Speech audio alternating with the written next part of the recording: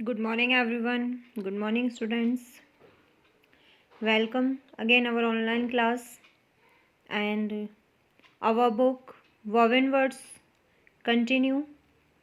Last day we start our essay part chapter 5 what is a good book and we complete some part of this essay.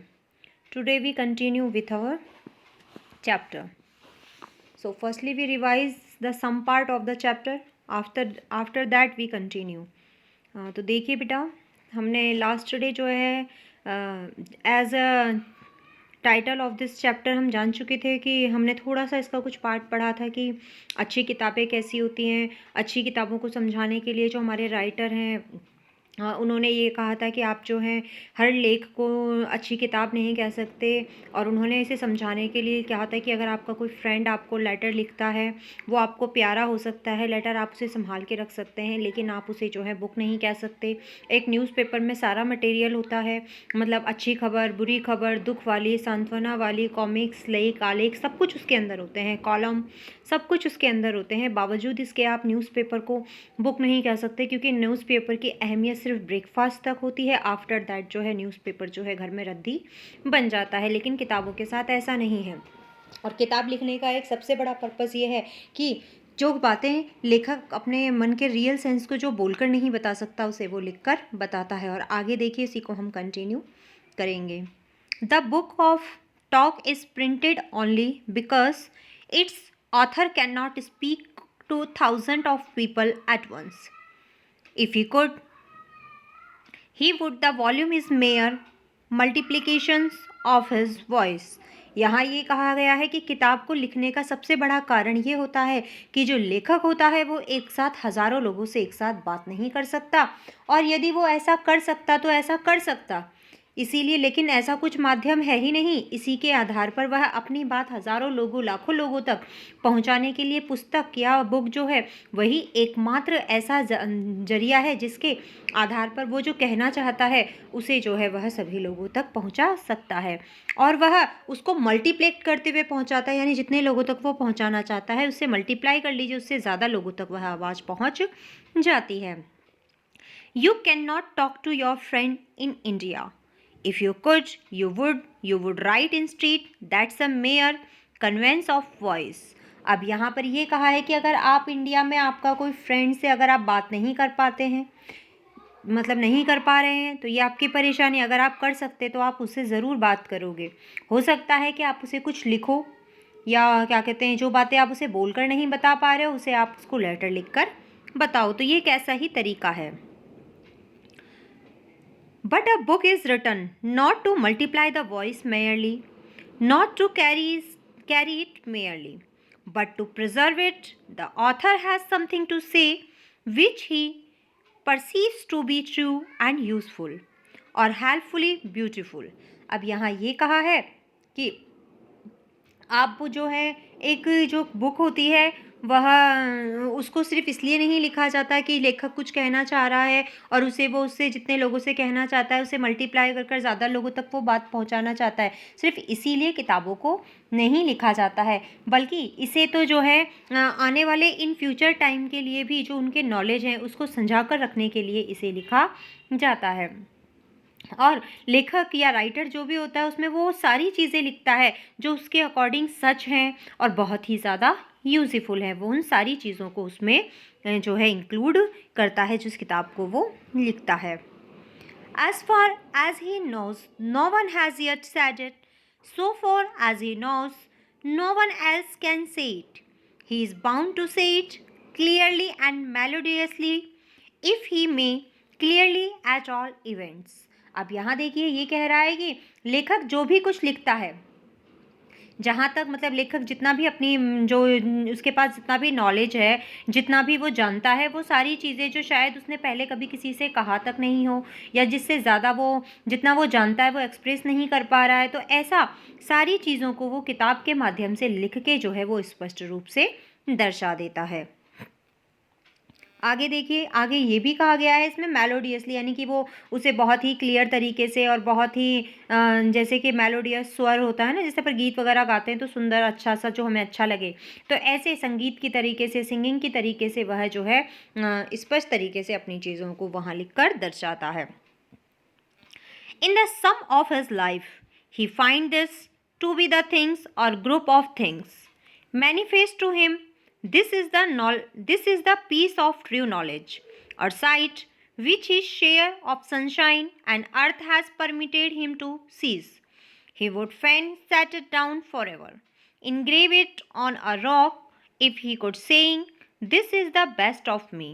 For the rest, I ate and drank and slept, loved and hated, like another. My life was as a vapor and is not. But this I saw and knew this, if anything of mine is worth your memory, that his writing it is, in his small human way, and with whatever degree of true inspiration is in him, his inscription or scriptures, that is a book." अब यहाँ देखिए, यहाँ उन्होंने आगे और ये चीज़ कही है कि लेखक जो होता है वह अपनी लाइफ का जितना भी कंक्लूजन होता है या एसेंस या सार जो होता है, उनमें वो सारी चीज़ें या अपने सारे जो चीज़ों का जो समूह है, उन सारी चीज़ों के अर्थात उसके पास जितना भी नॉलेज है, जितना भी उसके पास एक्सपीरियंस है, वो सारी चीज़ों को एक साथ इकट्ठा कर कर अपने ज्ञान को अपने दृष्टिकोण के आधार पर लिखकर यहाँ दर्शाने की पूरी तरह से प्रयास करता है। बिल्कुल उसी प्रकार जैसे उसकी ज़िंदगी के उस अनुभव को उसने स्वयं जो है धरती के सामने या पृथ्वी पर सभी लोगों के सामने स्पष्ट रूप से रख दिया है, तो क्योंकि वो चाहता है कि उस पर सभी का अधिकार हो, और वह कई सारी ऐसी सिचुएशंस होती हैं जिस पर वो अपनी चीज़ों को अलग अलग प्रकार से दिखाने का प्रयास करता है। लाइक आज जो है यहाँ पर देखिए और भी चीज़ें लिखी हुई कि अलग अलग प्रकार से यहाँ होता है इनग्राइव इट ऑन द रॉक, वो जैसे राइटर किताबें लिखता है, ऐसे कुछ लोग ऐसे होते हैं जो पत्थरों पर अपनी जो पत्थर की कला जो होती है, शिल्पकला वगैरह जिसे हम कहते हैं, तो वो उन पर उकेर कर बताता है। एक फर्नीचर मेकर जो होता है वह अच्छी से अच्छी जो है फर्नीचर बनाकर अपनी कला को उकेरता है। तो उसी प्रकार से प्रत्येक इंसान जो है वो अपने अपने गुणों को लोगों के सामने जो है दर्शाता है, और वह जब वह चीज़ जो है लोगों के सामने अच्छे से आती है और वह उसमें सफल हो जाता है, तो वह कह रहा है कि ये मेरे लिए, एक राइटर कहता है कि मेरे लिए एक सबसे अच्छा समय होता है जब मेरे ज्ञान को जो मैंने लोगों के सामने लिखा रखा और लोगों ने उसे जाना, और उसके लिए वह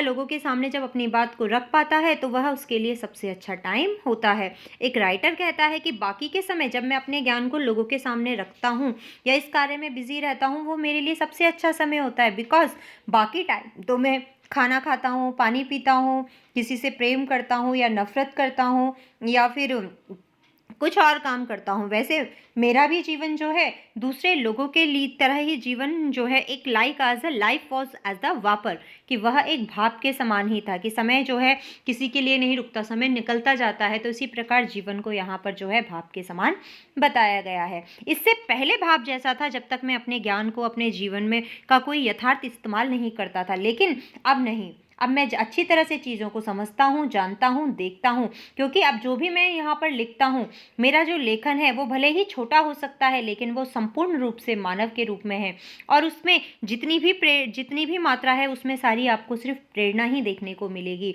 और ऐसे शब्द जिसमें लेखन में भाव हो, इंसान की आत्मा हो, प्रेरणा हो, वही एक अच्छी पुस्तक होती है। देखिए scripture, that is a book. Next paragraph, Perhaps you think no books were ever so written. शायद आप सोच रहे होंगे कि आपने अब तक जो है कोई पुस्तक नहीं लिखी होगी। शायद मैं जो इस तरह से आपको बोल रहा हूँ, अपने जो विचार बुक्स के बारे में लिख रहा हूँ, तो आप मेरे बारे में ये सोच रहे होंगे कि शायद मैंने अब तक, मैं बातें तो बहुत बड़ी बड़ी कर रहा हूँ, लेकिन आज तक मैंने कोई किताब नहीं लिखी होगी। But again I ask you, लेकिन फिर से मैं तुमसे आप लोगों सबसे पूछता हूँ, do you at all believe in honesty और एट ऑल इन काइंडनेस? लेकिन फिर भी मैं आपसे एक बार फिर से पूछता हूँ कि आप लोग जो हैं, क्या आप ईमानदारी में, ऑनेस्टी में विश्वास करते हैं या फिर काइंडनेस में विश्वास करते हैं? या आप ऑनेस्टी में विश्वास करते हैं या काइंडनेस में विश्वास करते हैं? और do you think there is never any honesty और benevolence in the wise people? या फिर आप ऐसा सोचते हैं कि जो लोग समझदार होते हैं उनमें जो है ऑनेस्टी नहीं होती या काइंडनेस नहीं होती है? क्या आप ऐसा समझते हैं? None of us, none of us, शायद हम में से ऐसा कोई नहीं हो। लेकिन फिर भी देखिए, none of us I hope are so unhappy as to think that well whatever bit of a wise man work is honestly and benevolently done, that bit is this book or his piece of art। यहाँ देखिए, पहले सबसे पहले क्या कहा उसने कि हो सकता है कि आप सोचते हो कि अब तक मैंने कोई किताब नहीं लिखी होगी, लेकिन फिर भी मैं आपसे एक बात पूछ रहा हूँ कि आप में से आप लोग जो भी हैं, जो भी रीडर हैं, आप क्या ऑनेस्टी में विश्वास रखते हैं या काइंडनेस में विश्वास रखते हैं? या फिर आप लोग ऐसा मानते हैं कि जो वाइस पर्सन होते हैं या वाइस पीपल होते हैं, समझदार लोग होते हैं, उनमें ऑनेस्टी और काइंडनेस नहीं होती है? लेकिन मैं उम्मीद करता हूँ कि हम में से ऐसा कोई नहीं होगा जो ऐसा सोचकर खुश होता होगा, या ईमानदारी के बारे में या फिर काइंडनेस के बारे में ऐसा सोचकर खुश होता होगा, या फिर क्या कहते हैं बिल्कुल भी अप्रसन्न होगा या फिर दुखी होगा। ऐसा कोई नहीं होगा, क्योंकि किसी भी समझदार इंसान के सामने, यदि किसी भी समझदार इंसान के सामने full of kindness and honestly अगर उससे कोई काम करने के लिए कहा जाता है, तो संपूर्ण तरीके से वो सबसे अच्छा काम जो वो कर सकता है वह है किताब का लिखना, क्योंकि इस काम को करते समय वो संपूर्ण ईमानदारी और दयालुता दोनों भावों को अच्छे से मिलाता है। इसके देखिए आगे बताया है, it is mixed always with evil fragments, ill done redundates affected work, but if you read rightly you will easily discover the true bites and those are the books। लेकिन यहाँ पर एक चीज़ और भी बताई है बुक्स के बारे में कि बुक्स में जो है हर प्रकार की छवि होती है। उसमें जो है ये भी दिखाया जाता है अच्छा काम कैसे किया जाता है, तो साथ में ये भी दिखाया जाता है कि बुरी तरीके से किसी काम को कैसे किया गया है, खराब कार्य कैसे किया गया है, गलत परिणाम वाला कार्य कैसे किया गया है। पर ज़रूरत है कि आप किताब को ध्यान से पढ़ो। यदि आप बुक्स को ध्यान से पढ़ोगे तब आसानी से आप उसकी अच्छाई, बुराई, कमी, एक फ्रेगमेंट, रेडंडेंट, अफेक्टेड वर्क, सारी चीज़ों के बारे में जो है आसानी से जान सकते हो और समझ सकते हो। और जिन किताबों के में इन सभी चीज़ों का संपूर्ण समावेश होता है, उन्हीं किताबों को आप जो है एक अच्छी किताबें या असली किताबें कह सकते हैं। देखिए लिखा है, discover the true bites and those are the books, कि जिनमें आप जो है आसानी से इन सारी चीज़ों को ढूंढ सकते हैं, यही वो रियल बुक्स हैं। Now books of this kind have been written in all ages by their greatest man, by great leaders, great statesman and great thinkers. These are all at your choice and life is short। यहाँ देखिए अब आगे कहा है कि अपने अपने time पर किताबें लिखना कोई आज का चलन नहीं है। युगों से, एजेस, कई सदियों से, शताब्दियों से, युगों से जो है महान लोग जितने भी रहे हैं उन्होंने जो है किताबें लिखी हैं, अपने ज्ञान को लिखकर बताया है। उन किताब लिखने वाले व्यक्ति जो लोग थे वो महान व्यक्ति थे, महान लोग थे, महान नेता थे, राजनेता थे, एक अच्छे विचारक थे। तो ये सभी लोग थे जिन्होंने किताबों को लिखा है। लेकिन डिपेंड ऑन यू कि आपको कौन सी किताबें पसंद आती हैं, आप कौन सी किताब को अच्छी किताब मानते हैं। There are all at your choice, कि सारी चीज़ें आपकी पसंद पर निर्भर करती है। एंड लाइफ इज़ शॉर्ट, और वैसे भी जीवन तो बहुत छोटा है। हम तो ये बात अच्छी तरह से आज तक सुनते भी आए हैं और जानते भी आए हैं कि जीवन बहुत छोटा है। You have heard as much before, ये बात तो आपने आज से पहले भी कई बार सुनी होगी। Yet have you turn the page।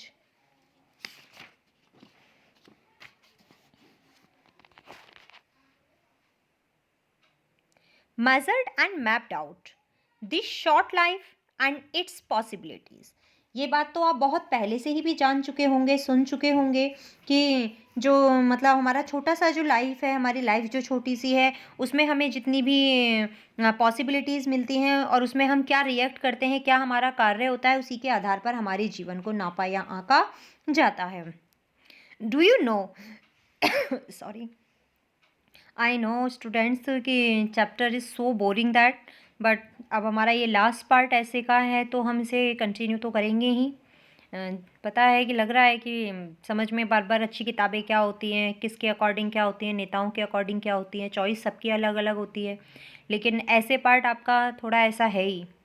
So we continue. Do you know, if you read this that you cannot read that what you lost today you cannot gain tomorrow। क्या आप एक बात अच्छी तरीके से जानते हैं, ये बात तो आप अच्छी तरीके से जानते भी होंगे, आपने पढ़ा भी होगा और समझते भी होंगे